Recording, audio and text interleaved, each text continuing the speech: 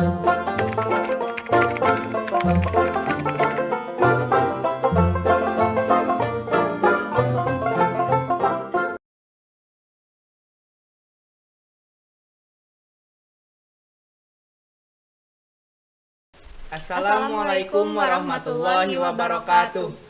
Halo teman-teman, apa kabar nih buat kamu-kamu yang berpuasa dan masih menunggu bedug adzan maghrib? Nah, sambil nunggu azan maghrib, yuk gabung sama kita di program podcast Ramadan bersama SMK PGRI 2 Sumedang. Program podcast ini perdana loh di SMK PGRI 2 Sumedang.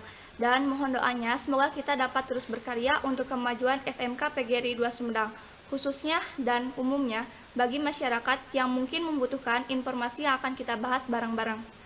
Podcast Ramadan ini diinisiasi oleh tim kreatif dan tim pers siswa SMK PGRI 2 Sumedang.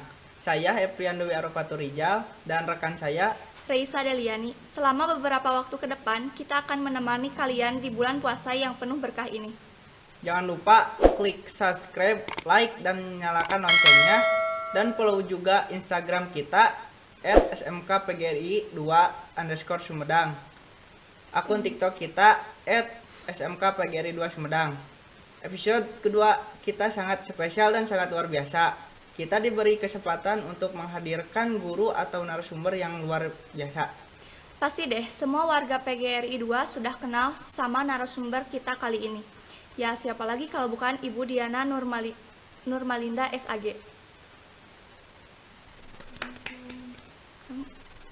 Assalamualaikum. Waalaikumsalam warahmatullahi wabarakatuh. Gimana Bu kabarnya? Alhamdulillah baik. Kalian gimana kabarnya? Alhamdulillah baik. Syukur. Masih pada puasa? Alhamdulillah masih. Syukur alhamdulillah kalau masih pada puasa. Ibu puasanya lancar? Alhamdulillah sampai hari ini lancar.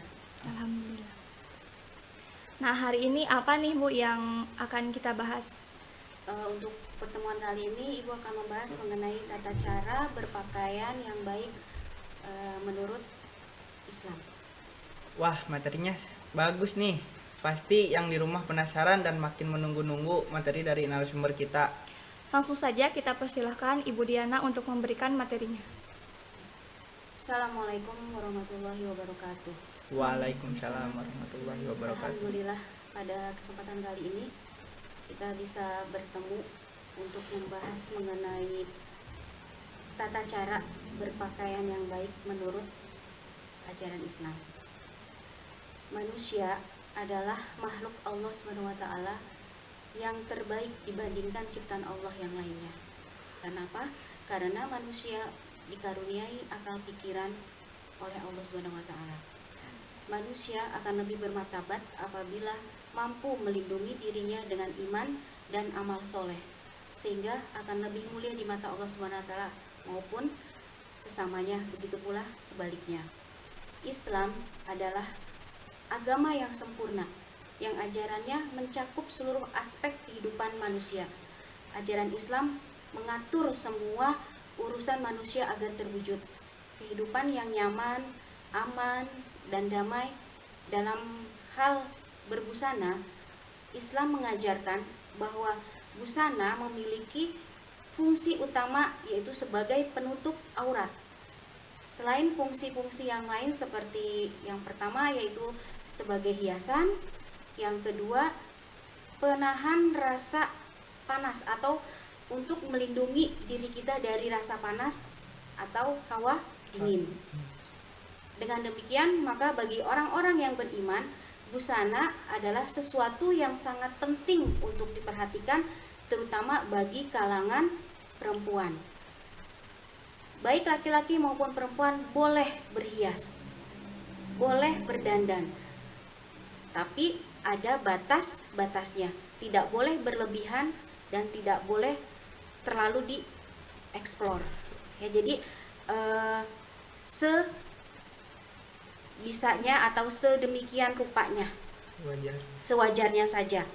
Ya, Allah mencintai keindahan dan Allah juga mencintai kebersihan. Maka sebagai umat Islam boleh untuk berhias. Mungkin itu dari Ibu. Alhamdulillah baru saja kita sama-sama saksikan penjelasan yang sangat luar biasa dari Ibu Diana. Mencerahkan banget Bu, sangat kena gitu. Risa mau tanya nih Bu, kira-kira makna aurat bagi kaum muslimin itu apa sih? Eh, Pertanyaan yang bagus. Untuk aurat, makna aurat itu adalah bagian tubuh atau batas minimal bagian tubuh yang harus ditutupi atas perintah Allah. Nah, batasan antara laki-laki dan perempuan itu berbeda. Ya, kalau untuk laki-laki batasan auratnya itu dari pusar hingga ke lutut. Nah, itu yang harus ditutupi. Sedangkan untuk perempuan dari ujung rambut sampai ujung kaki itu harus ditutupi, kecuali wajah dan kedua belah telapak tangan.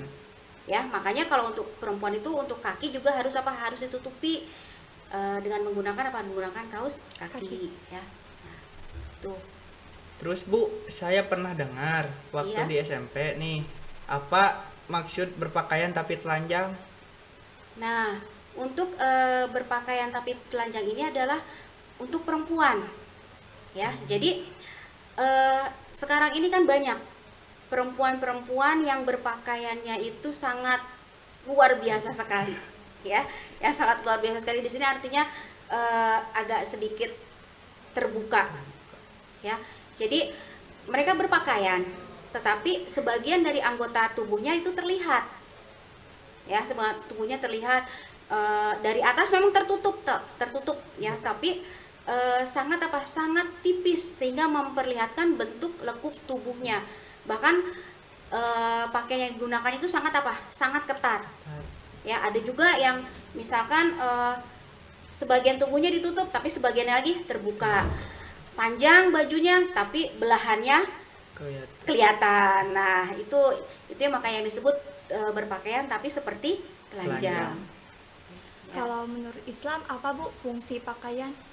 Kalau menurut fungsi pakaian menurut Islam, tadi sudah Ibu jelaskan juga sedikit. Yang pertama sudah pasti harus apa? Harus untuk yang menutup aurat, ya. Karena kenapa kita harus diperintahkan untuk menutup aurat? Karena itu merupakan salah satu ajaran dari ajaran agama Islam yang untuk yang melindungi manusia itu sendiri. Karena kalau kita sampai membuka aurat kita, itu akan mengundang mara bahaya atau syahwat yang lainnya. Ya, yang pertama untuk menutup aurat, kemudian yang kedua untuk melindungi diri kita sendiri dari gigitan dari binatang kecil, ya kan? Kemudian yang ketiganya melindungi diri kita juga dari hawa panas maupun dari hawa dingin.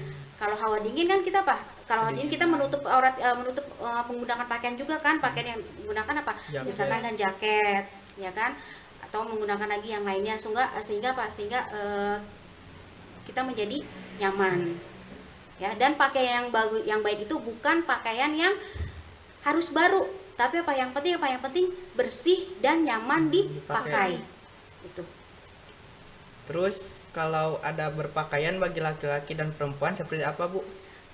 Untuk adab berpakaian bagi laki-laki dan perempuan, yang pertama pakaian yang digunakan ketika kita akan menggunakan pakaian itu kita harus niat. Kita menggunakan pakaian itu harus niat karena Allah Ta'ala, karena lillahi ta'ala, ya. Yang kedua, ketika akan menggunakan pakaian kita membaca basmalah.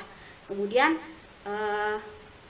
yang didahulukan adalah anggota tubuh yang paling kanan, ya kan.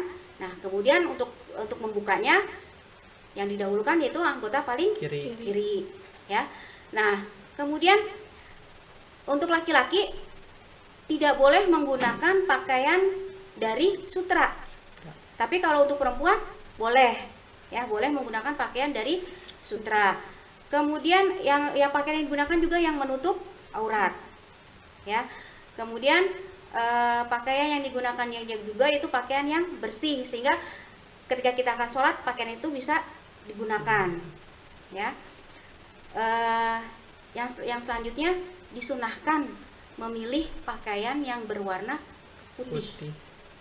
Nah, kemudian untuk perempuan juga tidak boleh menggunakan pakaian yang terlalu ketat, yang tadi sudah Ibu sebutkan, terlalu ketat atau yang terlalu tipis sehingga akan mengundang syahwat dari yang lainnya.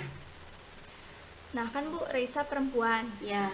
Bagaimana tata cara berhias menurut Islam yang baik dan benar? Biar Reisa gak salah gitu, Bu. Untuk tata cara berhias ini sebetulnya bukan hanya untuk perempuan ya.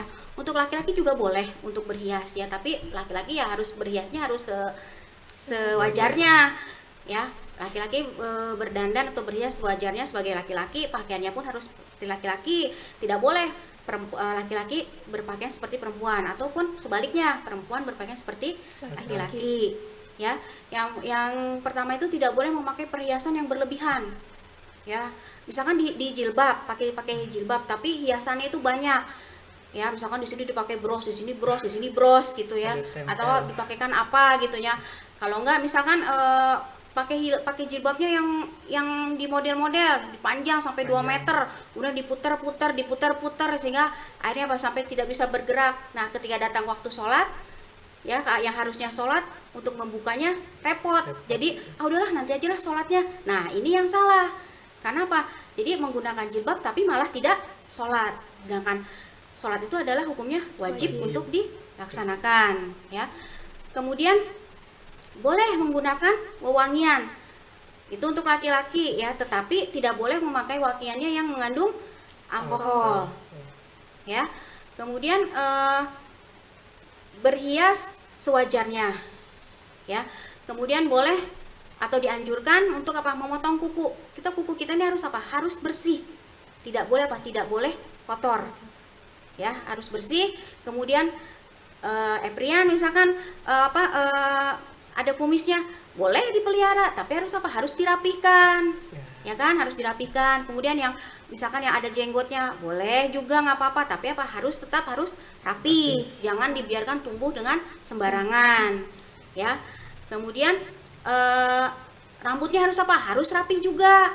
Yang laki-laki yang banyak nih Ibu suka lihat ya, rambutnya botak tapi tengahnya yang ada, kiri kanannya botak. Nah, ini yang apa? Ini yang tidak boleh ya. Kemudian yang tidak boleh juga misalkan tidak boleh ditato. Ini kan banyak ya kan? Ditato di tangan, kaki atau di badan. Nah, itu tidak boleh. Kemudian mengikir gigi. Tapi kalau untuk tujuannya itu untuk kesehatan tidak apa-apa. Tapi kalau hanya untuk bergaya, ini yang tidak boleh. Kemudian untuk wanita tidak boleh menggunakan pakaian yang yang menjulurkan pakaiannya. Artinya apa? Pakai gamis tapi terlalu panjang sehingga menyapu jalanan. Ya, menyapu jalanan. Ini dikhawatirkan apa? Takutnya pakaian itu akan terkena najis. Nanti ketika dia sholat tidak sah ya, karena pakaiannya sudah tidak suci dan bersih lagi. Kemudian ada lagi larangan yang selanjutnya itu apa? Yaitu mengubah wujud aslinya. Misalkan dioperasi hidungnya pesek jadi dimancung ya, jadi mancung ya. Kemudian rambutnya yang tadinya keriting jadi diluruskan, yang tadinya lurus jadi dikeriting ya. Nah, kemudian alis matanya dicukur ya, sehingga dibikin sulam emas, disulam alis ya, sulam alis. Nah, begitu juga untuk perempuan juga. Untuk perempuan jilbab yang digunakan itu adalah jilbab yang harus yang harus menutup dada. Bu, jadi Reisa salah dong. Iya, Reisa salah. Nah, jadi harus dirubah ya, dijulurkan jilbabnya ya, tidak boleh terlihat dadanya ya. Nah, itu udah bagus sekarang, udah dijulurkan ya. Nah, itu. Nah, kesimpulan dari materi hari ini adalah yang pertama, menutup aurat adalah kewajiban bagi seluruh umat Islam.